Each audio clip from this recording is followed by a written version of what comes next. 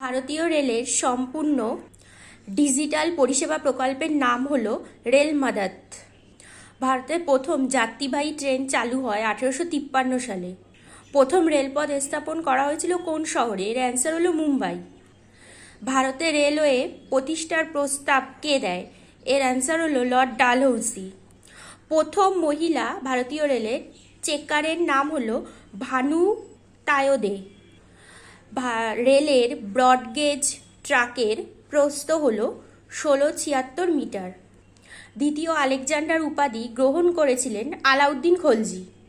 সুলতানি আমলে ইক্তা বলতে বোঝায় সামরিক কর্তাদের ভূমি অনুদান। ভারতের উচ্চতম পর্বতশৃঙ্গের নাম হল গডিউন অস্টিন বা কেটু। ভারতের প্রধান খনিজ তেল উৎপাদনকারী অঞ্চল হল বম্বে হাই। ভারতের কোন রাজ্যের সর্বাধিক বৃষ্টিপাত হয়? এর অ্যান্সার হলো মেঘালয়া। পেঁয়াজের রাজধানী নামে পরিচিত হচ্ছে নাসিক। ভারতের প্রবেশদ্বার হলো মুম্বাই। এবার হচ্ছে মানব দেহের পেশির ক্লান্তির প্রধান কারণ হলো ল্যাকটিক অ্যাসিড জমা হওয়া।